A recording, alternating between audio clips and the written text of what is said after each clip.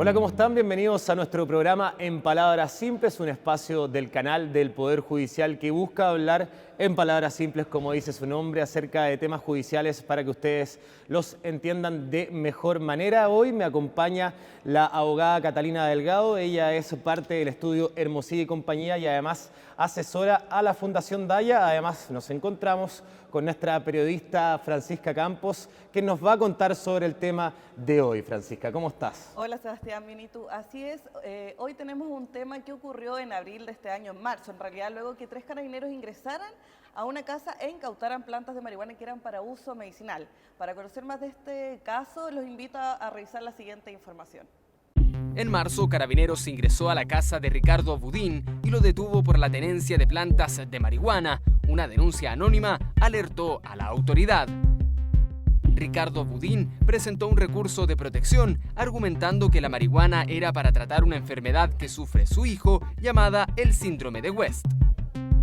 La Corte de Apelaciones de San Miguel acogió el recurso de protección y ordenó a Carabineros abstenerse de realizar acciones que afecten la salud del niño.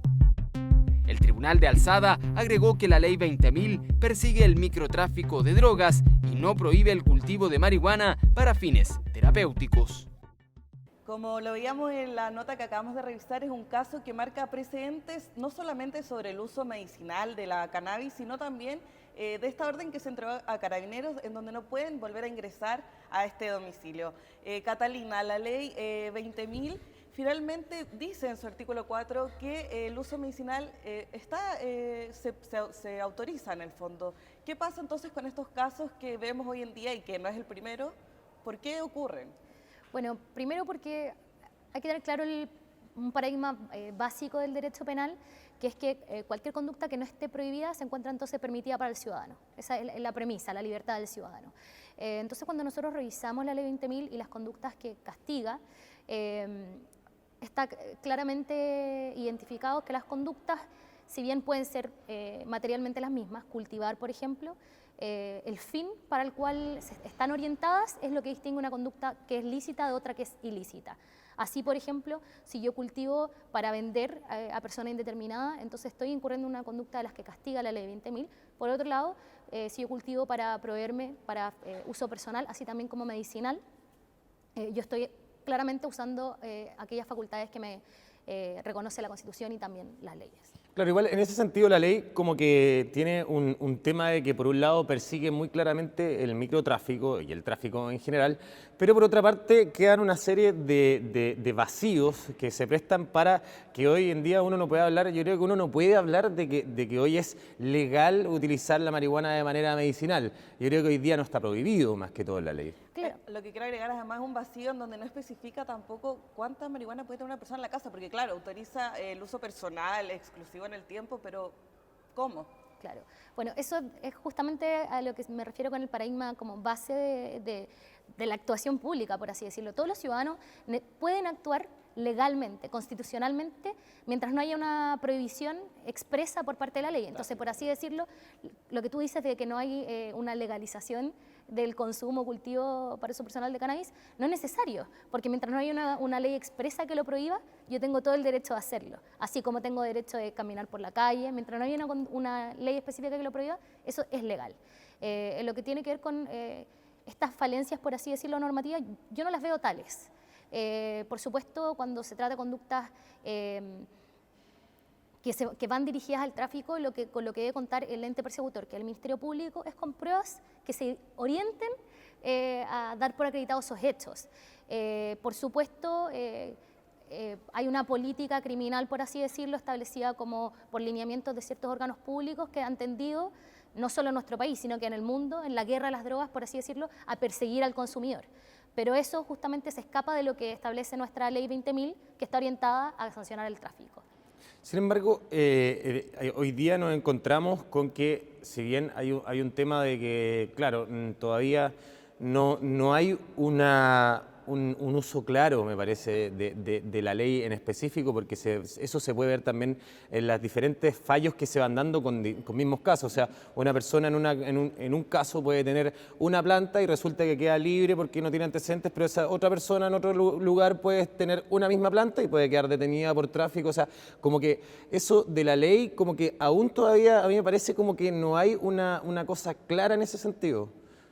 Claro, la ley como concepto tiene que ser general y tiene que poder aplicarse para diferentes casos. Tiene que ser lo suficientemente específica como para que el ciudadano tenga claro qué es lo que puede hacer y lo que no puede hacer, pero por otro lado tiene que ser también general para que se pueda tomar diferentes casos y sea aplicable en todos aquellos casos. En ese sentido, lo que tú hablabas del número, por ejemplo, es súper relevante. Una ley de esta naturaleza no podría limitar el número de plantas para consumo medicinal, por ejemplo, porque eso va a depender de las necesidades del consumidor, que viene dado por su patología, y eso lo tendrá que determinar el médico tratante o la persona que se trata con cannabis. En ese sentido, cualquier número que establezca una nueva ley, por ejemplo, va a servir de presunción para que el ciudadano cuente con un espacio de inmunidad, por así decirlo, para que el Estado, a través del Ministerio Público y a través de las facultades que se le otorgan a las policías, por ejemplo, no pueda intervenir en esos espacios de intimidad y alterar o perturbar el derecho que tiene la persona a cultivar. Pero en ningún caso va a determinar el número, por así decirlo, no puede determinar si la conducta es lícita o no es lícita, porque lo único que tiene autorizado, por así decirlo, el Estado para perseguir es el tráfico y no el consumo, que es parte de una facultad que tenemos los adultos, que tenemos capacidad de Claro, y ese es otro tema también, porque ¿cómo se puede asegurar que este cultivo es para uso medicinal, uso personal y no para el tráfico? Bueno, ahí es súper importante referirse a términos exactos que contamos hoy día en la Ley 20.000. El artículo 8º, que se refiere al cultivo, por ejemplo, hace referencia a que hay una sanción para que el que cultive sin la autorización pertinente, a menos que justifique que el cultivo se está dando para el uso personal y próximo en el tiempo de la persona de esta cannabis. Lo relevante aquí es hacer una distinción. En el derecho penal, quien tiene toda la carga probatoria es el Estado, a través del Ministerio Público, de probar que todos los elementos del tipo penal se dieron en las circunstancias concretas del caso para lograr una condena. Cuando la ley hace una referencia a justificar, lo que tengo que hacer yo es presentar un mínimo antecedente que dé cuenta que yo estoy justificada, por así decirlo. El hecho de probar técnicamente, en términos jurídicos técnicos, se da solo en un juicio oral, y eso es un deber del Ministerio Público. Eso lo tiene que hacer el Ministerio Público con los antecedentes que logre recabar en una investigación, pero yo no tengo como ciudadano la obligación, ni siquiera la carga de probar, solo de justificar. Entonces, si yo tengo un certificado médico, lo que tiene que hacer entonces el Ministerio Público es desvirtuar la validez de ese certificado médico, porque yo tampoco tengo una carga excesiva como ciudadano de tener que probar fuera de toda duda razonable como si la tiene el Ministerio Público. Entonces, esa distinción es de cargo ya, en el fondo, cuando estamos frente a un tráfico o cuando estamos frente a un uso legítimo, ya sea personal o terapéutico, eso será de cargo del Estado a través del Ministerio Público de probar. Catalina, ¿y ustedes que trabajan más con estos temas, eso en la práctica, lo que tú me estás diciendo, que suena como lo correcto, ¿en la práctica se está dando acá en Chile? Se ha dado en los últimos, yo diría, 2 años, jurisprudencia de la Corte Suprema consistente, pero de sentencias definitivas, en el sentido de reconocer que hay un espacio legítimo de uso de cannabis. Perfecto. Eso es un fenómeno que yo quería hablar también, porque yo hace 5 años atrás esto no sucedía, o sea, uno no veía a un tribunal de alzada o a una Corte Suprema que enfrentara este tipo de temas como la marihuana, y han habido casos hasta de recreacional, donde se ha aceptado el uso de marihuana ya directamente recreacional. Ustedes como fundación, ¿cómo ven este fenómeno que se está dando también, que hoy en día pareciera que los tribunales se están abriendo a otras decisiones en comparación a la jurisprudencia que había años anteriores? Claro. Bueno, la política y la visión que tiene la Fundación en todo lo que tiene que ver con los temas de drogas en general es que obviamente hay una delgada línea entre la constante tensión que hay en el proceso penal entre el interés legítimo que tiene el Estado de investigar y perseguir ciertos delitos, como el tráfico, y luego el derecho que tiene el ciudadano de hacer uso legítimo de estas drogas, en específico de la cannabis, en especial cuando se ha reconocido grandes potenciales que tiene en términos curativos y también paliativos de ciertas patologías.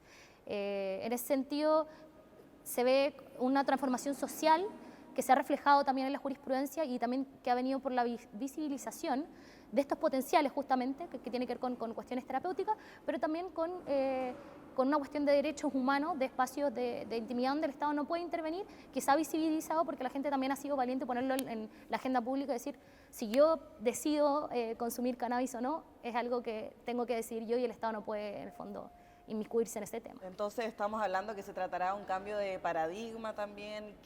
¿Cuál es en el fondo la visión que tienen ustedes? Claro, la ley es clara, el consumo personal de cannabis es una cuestión legítima que no está prohibida. Creemos que en el último tiempo el avance y el cambio de paradigma ha sido contar con mejores herramientas en la etapa de investigación, no tener que llegar a una sentencia definitiva, con el caso de acciones de protección y amparo que se han presentado para pacientes de la Fundación. Hemos logrado reconocimientos por parte de la Corte Suprema y Cortes de Apelaciones que ya en etapa de investigación el Estado, si no cuenta con mayores antecedentes de tráfico, no puede incautar, no puede ingresar a las casas, y eso ya es, creo que es un buen cambio de paradigma porque afecta en lo procesal, en lo fino, por así decirlo. Es un gran antecedente en ese sentido. Catalina, te queremos agradecer hoy día de que hayas estado con nosotros para conversar este tema y nosotros nos despedimos de nuestro programa en Palabras Simples, como siempre dejando los invitados que visiten las diversas plataformas digitales de nuestro canal del Poder Judicial. Nos volvemos a encontrar en otra ocasión y me despido también de nuestra periodista Francisca Campos que nos acompañó. Muchísimas gracias. Catalina. Que estén bien.